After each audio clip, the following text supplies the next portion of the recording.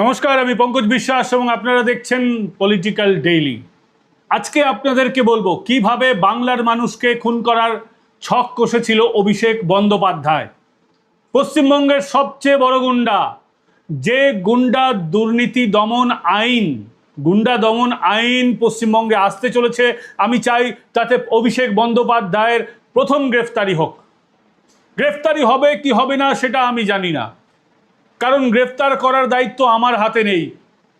আমি বিশ্বাস করি শুভেন্দু অধিকারী, অভিষেক বন্দ্যোপাধ্যায়, মমতা বন্দ্যোপাধ্যায়কে এক না একদিন জেলের ঘানি টানাবেন।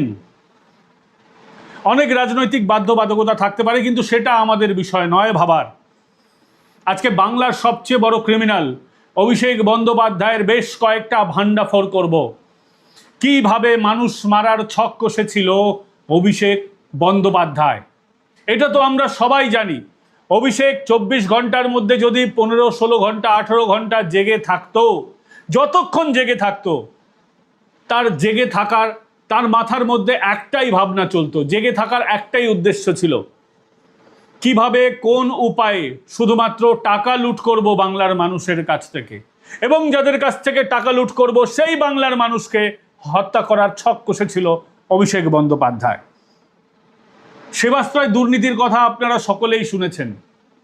সেবাশ্রয়ে এমআরআই স্ক্যানের নাম করে অভিষেক বন্দ্যোপাধ্যায় প্রাইভেট হাসপাতালে ভর্তি করিয়ে দিত। বলতো আপনার সেবাশ্রয় ক্যাম্পে আপনি গেলেন, আপনাকে ওষুধপত্র দেওয়া হলো বিনামূল্যের, খুচরো সরকারি কয়েকটা ওষুধপত্র, যেটা অলরেডি মমতা বন্দ্যোপাধ্যায়ের স্বাস্থ্য দফতর সাধারণ মানুষকে দেওয়ার কথা, সেটা বেআইনি উপায়ে সেবাশ্রয় ক্যাম্পের মাধ্যমে মানুষের কাছে তুলে দেওয়া হতো।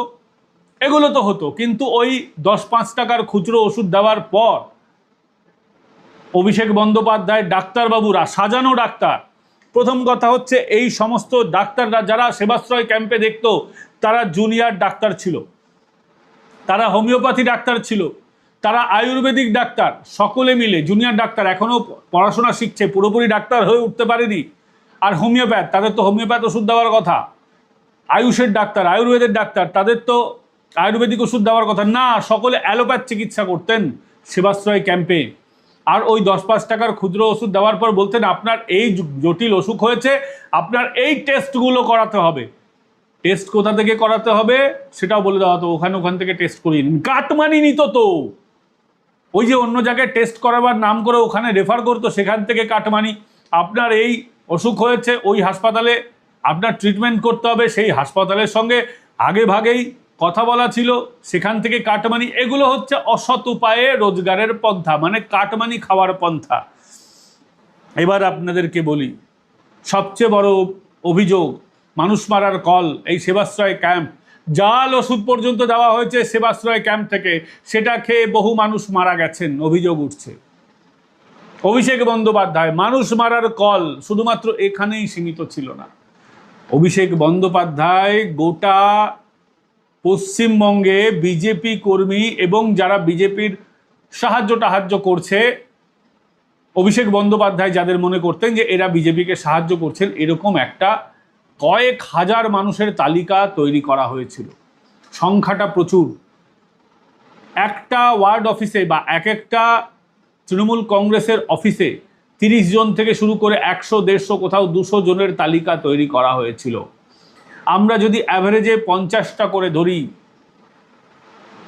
তাহলেও অঙ্কটা কোনোভাবেই 50-60 হাজারের কম নয় তৃণমূল কংগ্রেসের সমস্ত পার্টি অফিস মিলিয়ে।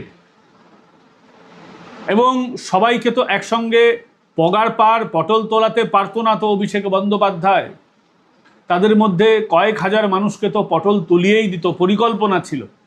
আজকে দাঁতন থেকে একটা লিস্ট পাওয়া গেছে, দাঁতনের তৃণমূল কংগ্রেসের পার্টি অফিস থেকে। সেই দাঁতন, ভোটের আগে আমরা যেখানে গেছিলাম, দাঁতনে এবার বিজেপি প্রার্থী জিতেছেন, সেই দাঁতনের পার্টি অফিস থেকে একটা তালিকা বেরিয়েছে, সেখানে শয়ে শয়ে বিজেপি কর্মীদের নাম। সেই বিজেপি কর্মীদের দুনিয়া থেকে ছুটি করে দেওয়া হতো যদি তৃণমূল কংগ্রেস জিতত। আজকে একটা এক্সক্লুসিভ খবর আপনাদেরকে দিচ্ছি।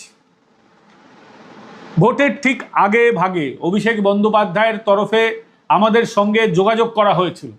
আমরা বেশ কয়েকজন ইউটিউবার, সবার নাম আমি বলবো না, তার যাদের সঙ্গে যোগাযোগ করা হয়েছে কম বেশি সকলের নাম আমরা জানি, কিন্তু অন্যদের বিষয়ে আমি বলবো না। যোগাযোগ করা হয়েছিল, কে যোগাযোগ করেছিল? আইপ্যাক যোগাযোগ করেছিল। ভোটের সময় আপনাদেরকে বলেওছি আমি বেশ কয়েকবার, আইপ্যাক প্রলোভনের বস্তা নিয়ে আমাদের কাছে এসেছিল। আমরা সেই প্রলোভনের বস্তায় ফাঁদে, ওই যে ফাঁদরা ছিল সেখানে ফাঁদে আমরা পা দিইনি। লক্ষ লক্ষ টাকার অফার ছিল, লক্ষ মানে 1-2 লক্ষ নয়, কয়েক লক্ষ নয়, অঙ্কটা ডাবল ডিজিটে, বেশ লম্বা ডাবল ডিজিটের লক্ষের অঙ্কের প্রস্তাব আমাদের কাছে এসেছিল। আমার কাছে তো এসেছিল। এক একজনের কাছে এক এক রকম অফার ছিল। যাদের সাবস্ক্রাইবার বেশি, যাদের ভিউয়ারশিপ বেশি তাদের একরকম, যাদের কম তাদের একরকম, যাদের আরও খুব বেশি তাদের একরকম। তো একটা লম্বা ডাবল ডিজিট লক্ষের প্রস্তাব আমার কাছে আসে আইপ্যাকের তরফে। হোয়াটসঅ্যাপ, কল, মেসেজ, সরাসরি যোগাযোগ, লোক পাঠানো সব করা হয়েছিল। কিন্তু আমি কি বলবো, মানে বেঁচে গেছি। আমি অন্তরাত্মার কথা শুনে আমি কোনোভাবে তখন ভাবতেই পারিনি যে পয়সার কাছে বিক্রি হতে পারবো না। এই রাজ্য থেকে তৃণমূল কংগ্রেসটাকে সরাতে হবে। বিষয়টা শুধু আমার নয়, আমার উপরে তো 7খানা কেস দিয়েছে তৃণমূল কংগ্রেস, 2বার আমাকে অ্যারেস্ট করিয়েছে তৃণমূল কংগ্রেসের লোকেরা। আমি ভেবেছিলাম আমি বিক্রি হব না, সোজা কথায় বিক্রি হব না। ঈশ্বরের আশীর্বাদে, আপনাদের দয়ায়, ইউটিউব থেকে যেটুকুন টাকা রোজগার করি তাতে গাড়ি বাড়ি সব আছে, আমার যথেষ্ট ভালোভাবে চলে যায়। আমার সন্তান ইংরেজি মিডিয়াম স্কুলে পড়ে, আমরাও ডাল ভাত, নুন ভাত, মাংস ভাত, মাছ ভাত খেয়ে বেঁচে আছি। খুব একটা খারাপ নেই, খুব ভালোও হয়তো নেই, কিন্তু খুব একটা খারাপও নেই। তো ভেবেছিলাম যে যাই হোক বিক্রি হব না। এরপর আসল জায়গাটা এরপরেই, ওই যে ভগোড়া সুমিত পালিয়ে বেড়াচ্ছে, সুমিতের অফিস থেকে ফোন আসে। আমি বলবো না সুমিত সরাসরি ফোন করেছিল, অভিষেক সরাসরি ফোন করেছিল, এই মিথ্যা কথাটা বলবো না। সুমিতের দপ্তর থেকে সরাসরি ফোন আসে, বলা হয়েছিল যে অভিষেক বাবুর দপ্তর থেকে আমরা বলছি। শেষ পর্যন্ত অভিষেক বা সুমিতের দপ্তর থেকে কি বলা হয়েছিল জানেন? আমাদের বলা হয়েছিল তোমাদের আগে ঝোলাই, ঝোলাই মানে উল্টো করে ঝোলাই, মানে ভোটটা হয়ে যাবে, ভোটের ঠিক যেদিন রেজাল্ট বেরোবে সেদিন আমাদের আগে ঝোলানো হবে, তারপর আমরা যদি বেঁচে টেচে থাকি, কোনোভাবে বেঁচে যাই, কোনো সুযোগ যদি থাকে, তারপর আমাদের সঙ্গে আলোচনা হবে। তাদের প্রস্তাব মানিনি, অর্থনৈতিক প্রলোভন তাদের আমরা মানিনি, তাদের ভয় দেখানো আমরা মানিনি, আমরা অনেকেই মানিনি। এই যে মানিনি বলেই বলা হয়েছিল আমাদের ঝোলানো হবে। আর ঠিক সেই কারণে আপনাদের মনে থাকবে ভোটের ঠিক পরপর অভিষেকের বাড়ির সামনে গেছিলাম, বলেছিলাম, মনে আছে? যারা ওই ভিডিওটা দেখেছেন আমি লিঙ্কটা দেওয়ার চেষ্টা করে দেবো, যে দেওয়া যে আই বাটনে। সেদিন বলেছিলাম যে এই কৃষ্ণচূড়া, অভিষেকের বাড়ির সামনে কৃষ্ণচূড়া গাছ ছিল, আমরা বলেছিলাম এই গাছেই কি আমাদের ঝোলানো হবে? আপনারা যারা ওই ভিডিও দেখেছেন আপনারা জানেন। সেদিন আমি সেটারই ইঙ্গিত দিয়েছিলাম, আজকে আমি পুরো খোলসা করে আপনাদেরকে ওই কথাটা বললাম যে এই ছিল অভিষেক বন্দ্যোপাধ্যায়ের অত্যাচার, অভিষেক বন্দ্যোপাধ্যায়ের পরিকল্পনা। বাংলার মানুষকে হত্যা করা হবে, বাংলার মানুষকে অভিষেক বন্দ্যোপাধ্যায়ের বাহিনী মেরে ফেলবে, ঝুলিয়ে দেবে। এক তো সেবাশ্রয় ক্যাম্পে দুর্নীতি, ভুয়ো জাল ওষুধ, বিভিন্ন টেস্ট করার নাম করে বিভিন্ন ল্যাবে পাঠিয়ে সেখান থেকে টাকা কামানো, অসৎ উপায়ে এমআরআই স্ক্যানের নাম করে বিভিন্ন হাসপাতালে, প্রাইভেট হাসপাতালে ভর্তি করে দিয়ে ঘুরপথে সেখান থেকে টাকা কামানো, যাদের অস্ত্রোপচারের প্রয়োজন নেই তাদেরও অস্ত্রোপচার করানো। আমি তো সন্দেহ করছি অভিষেক বন্দ্যোপাধ্যায় সেবাশ্রয় ক্যাম্প থেকে যাদের বিভিন্ন হাসপাতালে পাঠানো হয়েছে তাদের অজ্ঞান করে তাদের শরীর থেকে অঙ্গটঙ্গ খুলে নেয়নি তো, তাদের শরীর থেকে রক্ত টেনে নেয়নি তো। আমার এটা যথেষ্ট সন্দেহ। আর ঠিক এই কারণেই আমি বলছি গুন্ডা দমন আইনে সবার আগে অভিষেক বন্দ্যোপাধ্যায়কে অ্যারেস্ট করা উচিত, সবার আগে, এই আইনটা পাস হবার পরে। ভোটে জিতলে ভাবতে পারছেন একটা দল ক্ষমতায় থেকে চলে যাবে, একটা দল ক্ষমতায় আসবে, কই বিজেপি তো বলছে না যাও তৃণমূলের লোকেদের ধরে নিয়ে আসো, পেটাও মারো। ভাবতে পারেন উল্টে ডিম থেরাপি চলছে, সরাসরি বিজেপির যিনি রাজ্য সভাপতি আছেন তাদের মতের সাথে আমাদের মিল হতে পারে, নাও হতে পারে, সেটা আমাদের নিজস্ব আভ্যন্তরীণ বিষয়, কিন্তু তিনি তো বলছেন যে এই ডিম থেরাপি চলবে না, ডেমোক্রেসি চলবে না। এই যে তৃণমূল কর্মীদের ডিম মারা হচ্ছে তাতে নাকি রাজ্যের মুখ পুড়ে যাচ্ছে। তিনি এমন একটা জগতে বাস করেন, আসলে তিনি তো বিজেপির মানসিকতায় পুরোপুরি, উনি তো বিজেপির লোক, তাই তিনি বিজেপির মতো করে ভাবেন। কিন্তু এ রাজ্যের যে সংস্কৃতিটা তৃণমূল তৈরি করে দিয়েছিল, আমাদের এখনো তার সাথে মানিয়ে নিতে কষ্ট হচ্ছে। সত্যি কথা বলছি, সাধারণ মানুষের বিজেপির এই গান্ধীগিরি সংস্কৃতির সাথে মানিয়ে নিতে কষ্ট হচ্ছে। এই গান্ধীগিরি সংস্কৃতি খারাপ আমরা বলছি না, এই সংস্কৃতি ভালো, তাহলে সবাই ভালোভাবে বাঁচতে পারবে। একটা সরকার আসবে, একটা সরকার চলে যাবে, তার মাঝে কোনো সমস্যা হবে না। এই সংস্কৃতিটাই দরকার, এটাও ঠিক। কিন্তু আমরা মানিয়ে নিতে পারছি না, কারণ আমরা সিপিএমকে দেখে বড় হয়েছি, আমরা তৃণমূল কংগ্রেসকে দেখে বড় হয়েছি। আমাদের মনে হয় কেউ আমাদের মারলে পাল্টা একদম মারো।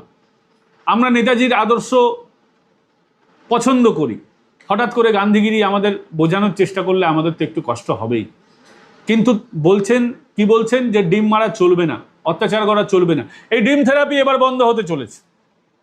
আপনারা জানেন মামলা হয়ে গেছে, মামলা হয়েছে হাইকোর্টে, এবং সেখানে বলা হচ্ছে যে রাজ্যকে নির্দেশ দেওয়া হয়েছে। কি বলা হচ্ছে, কলকাতা হাইকোর্ট সেখানে বিচারপতি তপব্রত চক্রবর্তীর বেঞ্চে এটা মামলাটা চলছে। বিচারপতি তপব্রত চক্রবর্তী বলছেন সামাজিক সচেতনতা তৈরি করতে হবে। রাজ্যকে তিনি জিজ্ঞেস করেছেন কি পদক্ষেপ নিয়েছেন, 2-1জনকে গ্রেপ্তার করে কি হবে।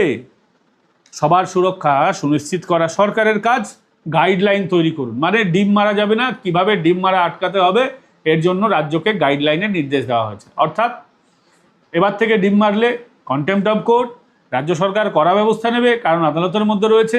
আপনারা জানেন যে 2021-এর পর বাংলার মানুষকে কিভাবে তৃণমূল কংগ্রেস খুন করেছিল, অত্যাচার করেছিল, ঘরছাড়া করেছিল বাংলার মানুষকে। আমরা অভিজিৎকে ভুলে যাইনি, অভিজিৎ সরকারকে। রেজাল্ট তখনও গোনা, ভোটের কাউন্টিং চলছে, অভিজিৎ হাওয়া হয়ে গেল এ দুনিয়া থেকে, হাওয়া করে দেওয়া হলো তাকে। আর যিনি মাস্টার মাইন্ড পরেশ পাল, আজও তিনি ঘুরে বেড়াচ্ছেন। জানি না মানে কবে এই পরেশ পালদের কিছু হবে। রাজায় রাজায় যুদ্ধ হয়, উলুখাগড়ার প্রাণ যায়, কিন্তু মন্ত্রীরা সব ছাড় পেয়ে যাচ্ছে। যারা বিধায়ক হয়ে জিতে গেছেন তাদের কিছু হচ্ছে না, যারা সাংসদ জিতে আছেন তাদের কিছু হচ্ছে না। অপরূপা স্বামীকে যে গ্রেপ্তার করা হচ্ছে, অপরূপা হেরে গেছে মানে অপরূপা তো এবার 2024-এ ভোটেই দাঁড়ায়নি, মমতা ওকে টিকিটই দেননি।